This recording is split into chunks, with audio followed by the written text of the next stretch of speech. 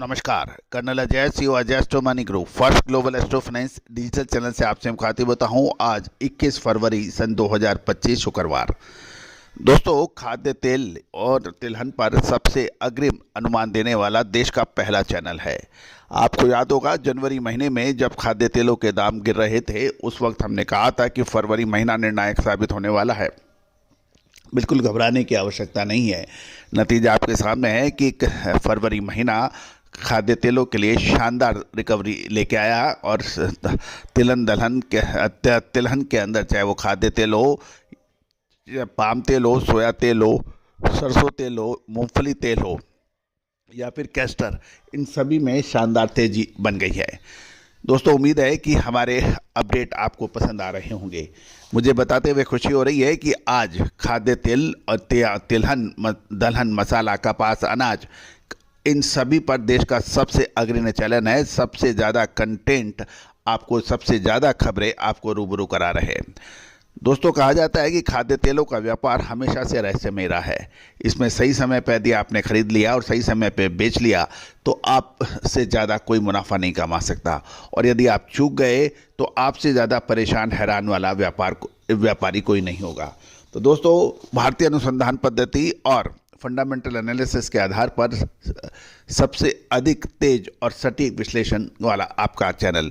दोस्तों, आज देश विदेश, चाहे मलेशिया हो, अर्जेंटीना हो, ब्राज़ील हो, सिंगापुर हो, अमेरिका हो, चाइना हो, पाकिस्तान, बांग्लादेश, श्रीलंका, यहाँ सभी जगह से भारतीय अनुसंधान पद्धति की डिमांड बढ़ रही है और लगातार हमारे सब्सक्राइबर्स और रिसर्च प्राप्त करने वाले लोगों की संख्या बढ़ रही है। आज पूरे विश्व में भारत को पुनः सम्मान की दृष्टि से देखा जा रहा है, क्योंकि हमारी रिसर्च साबित कर रही है कि वो श्रेष्ठ है और श्रेष्ठ रहेगी।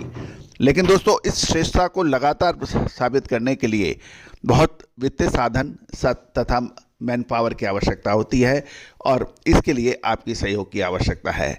यदि आप हमारी रिसर्च प्राप्त करना चाहते हैं तो सहयोग राशि अदा कर न केवल आप रिसर्च प्राप्त कर सकते हैं, अपितु आप इस भारत को विश्व गुरु बनाने में अपनी मदद भी कर सकते हैं रिसर्च अनुसंधान जारी रखने के लिए। आज ही संपर्क करें।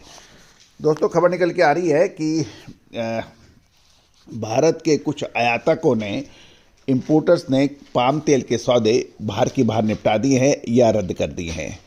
गौरतलब है कि पिछले लगभग एक महीने के दौरान पाम तेल में लगभग 11% की तेजी दर्ज हुई है।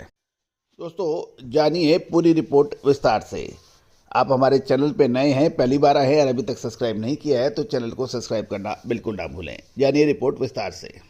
पर निकल के आ रही है कि पाम तेल की कीमतों में तेजी के कारण कुछ भारतीय रिफाइनरी यानी इंपोर्टर्स ने पाम तेल के सौदे रद्द करने की खबर निकल के आ रही है। विश्वस्त सूत्रों से पता लगा है कि भारतीय आयातकों ने सौदे रद्द किए हैं, और ये अलग अलग सूत्रों ने एक ही बात बताई है।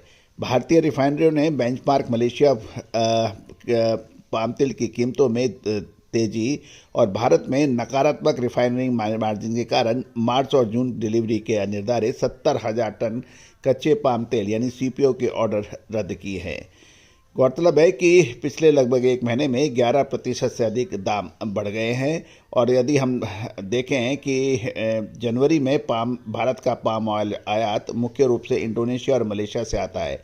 एक महीने की पहले की तुलना में 45% घटकर 2,75,241 टन रह गया है, जो लगभग 14 सालों में सबसे कम है। एक महीने पहले इसकी कीमत लगभग 1120 भारत में मार्च डिलीवरी के लिए कच्चे पाम तेल की कीमत, लागत, बीमा और माल ढुलाई सहित लगभग $1210 प्रति टन पर उपलब्ध है, जबकि एक महीने पहले इसकी कीमत 1120 से $1130 थी, यानी लगभग $100 की बढ़त देखी गई है, जो लगभग 11% बढ़ती है। गौरतलब है कि भारत द्वारा निर्यात सौदे रद्द किए जाने से मलेशियन पाम तेल की कीमतों में भी तेजी सीमित हो सकती है, क्योंकि भारत दुनिया का सबसे बड़ा पाम तेल आयातक देश माना जाता है।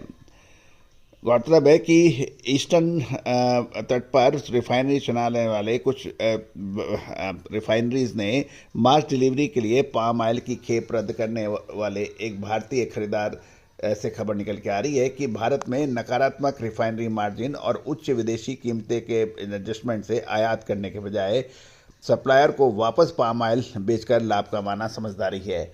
यानी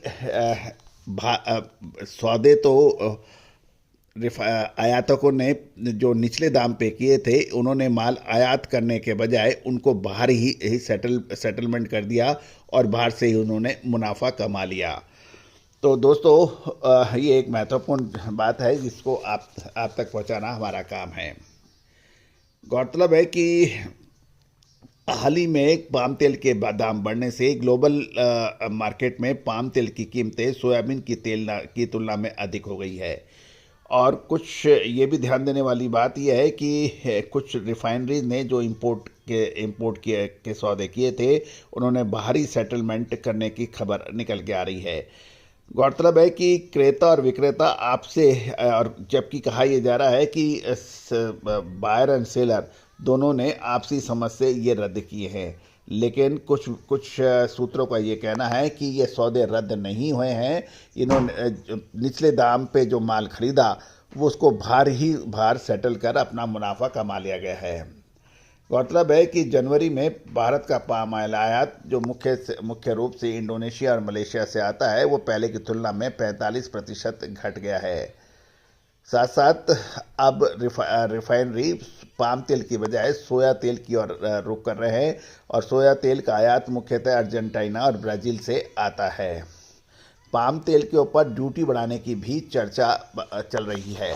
तो दोस्तों, उम्मीद है कि सभी जानकारियां आपको रोचक लगी होंगी।